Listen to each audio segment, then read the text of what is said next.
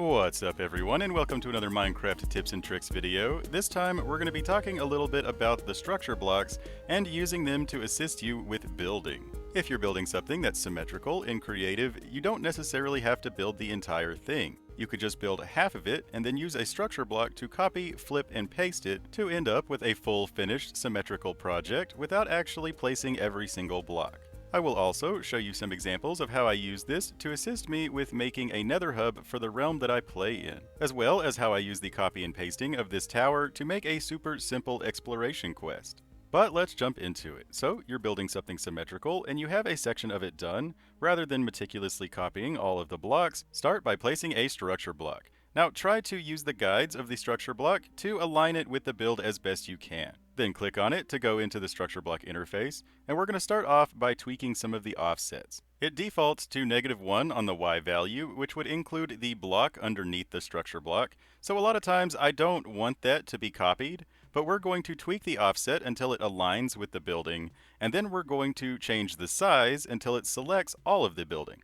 So this tower is really tall, and we know that this tower is somewhat wide. So we're just going to type in a number and see how much of it selects, and it didn't select at all. So we need to just keep raising this number until it selects the entire structure. And since I'm going to be flipping this structure on the X-axis, we want to make sure that the X is selecting the center block and no more than that. Because when I duplicate it and flip it, I want the center block to overlap so that I have an anchor point to go by.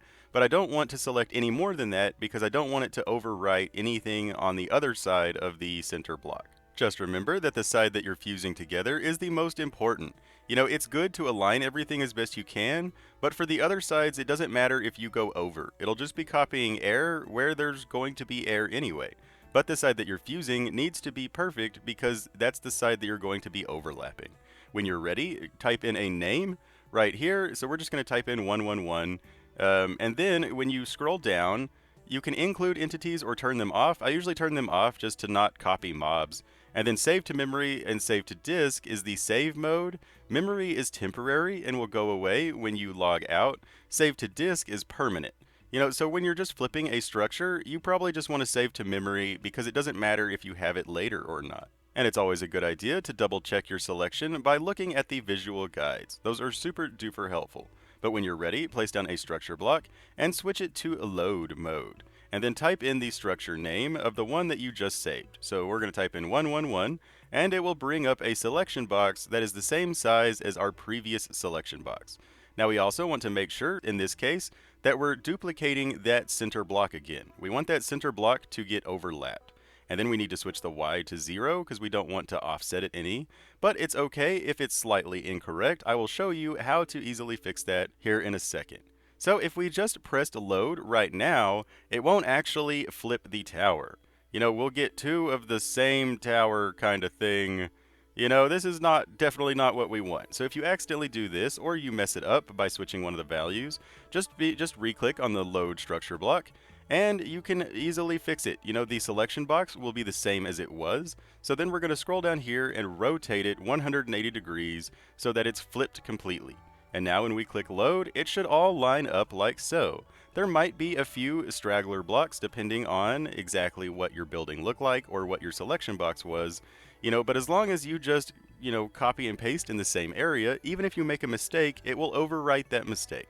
And now I have a fully symmetrical tower. Not using this method to duplicate one side of a tower to the other side, is fairly simple, but actually I made most of this room using structure blocks. Since this room is symmetrical in 4 different points, for most of this stuff I basically just built 1/4 of it and then duplicated it 3 different times. Or like for these skulls, even though they're different, I still started off with them the same. I duplicated the skull from one side to another using the structure block, and then I went back and changed it so that it looks unique. Or the same way with these hallways. Nether highways tend to be really repetitive. And if you include detail, it can take a very long time to build. So all I did was build one tiny section with the detail included, and then I used a structure block to save that section so that I could copy and paste it over and over and over to extend the hallway out infinitely. And then to make your newly copied structures unique, you can easily do this by using the fill command with the replace modifier. So if we wanted to replace all of the red concrete with green concrete, we would type in green concrete replace red concrete. This will replace any red concrete with green concrete in the selection of the coordinates that you chose after the fill command. This allows you to make the copied structures unique in their own way. And of course, you can use this same method with copying full structures. So once you have your structure complete, you can use a structure block to save the entire building, and then you can use the fill command with the replace modifier to change things about the copy so that it's unique from the original. But whenever you go to save a build using a structure block, again, just try to make the selection box as perfect as you can. Try to align it flush with each side of the building. This really helps you know exactly where you're going to be placing it when you copy it later on. And then also, when saving an entire structure, I would recommend saving it to disk so that you always have it. Memory is temporary, but disk is permanent. So anytime later on after you log out, or whatever, if you come back and you're like, hey, I want to copy this tower, it will be there as long as you saved it to disk. And so then whenever you want to load it somewhere, go to where you want to load it, press load, and then it will just appear. And you can always rotate it, flip it, anything that you would like to do, and then you can use the fill command to make it unique. For this specific tower, my idea was an exploration quest, where I have like 13 of these towers spread out all over the world, and the players have to go around and find them. Once you find all 13 towers, you get a special reward.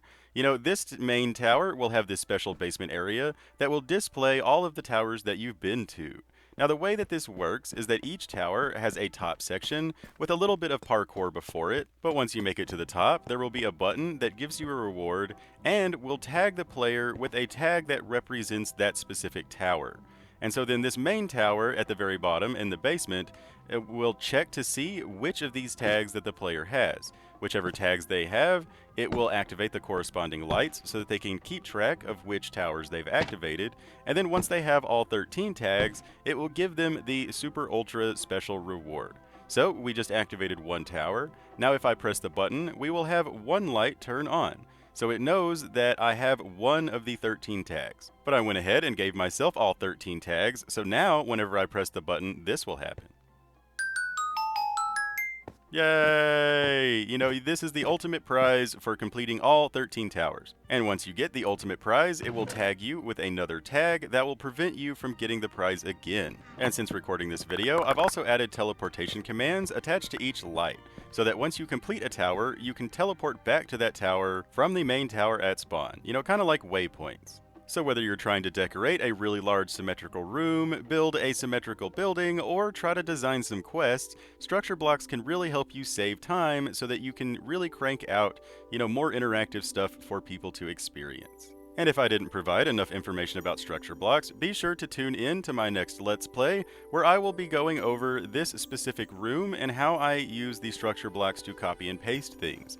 I'll try to go more in depth in that video. I just wanted this to be a quick tips and tricks video, for people who maybe already know how to use structure blocks. And if you would like to know more about the commands I use for the exploration quest, simply let me know in the comments and I will try to get that done ASAP. If you have any requests or questions, again, just talk to me in the comments and I will do my best to help you out. Thank you so much for watching. I really hope you enjoyed it. If you did, don't forget to like, favorite, share, and subscribe. It really helps me out and makes me happy. But that's all we got for this video, so until next time, I've been your host, OmLedu, hopefully teaching you a Minecraft trick or two. And reminding you, as always, don't forget to have fun. Bye-bye.